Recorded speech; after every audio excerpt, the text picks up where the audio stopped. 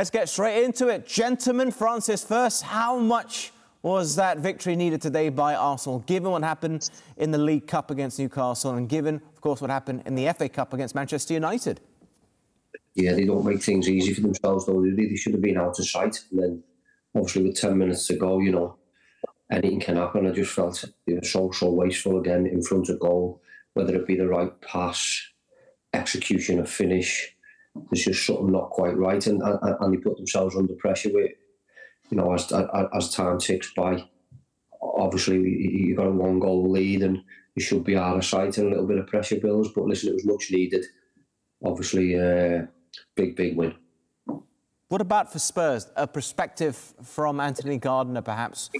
I mean, you do have to question the future of Ange Postecoglou. I'm not sure if you heard what I said at the final whistle, but it's been a month now since they last tasted victory in the league. That was against Southampton. Rock bottom Southampton, I should add.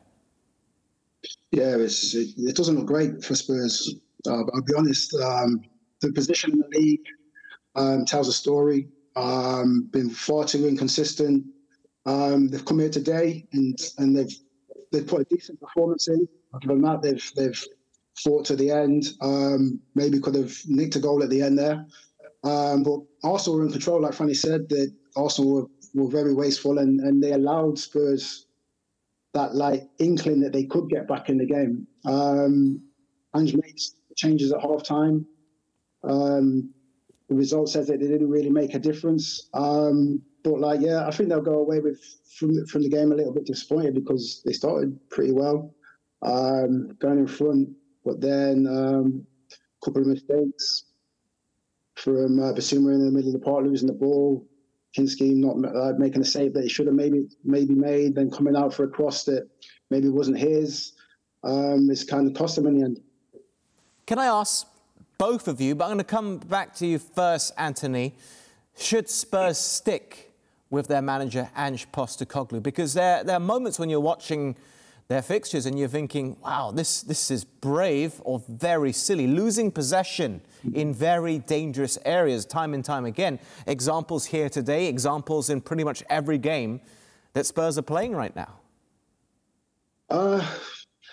Personally, I think they should stick with him. I think if you're going to keep chopping and changing, as Spurs have done in the past, doesn't really bring much continuity.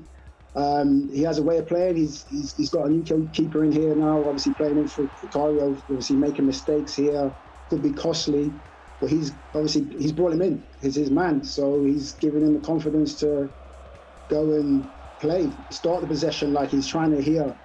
He wouldn't be doing that without the manager's backing, so that has to come from the manager as well.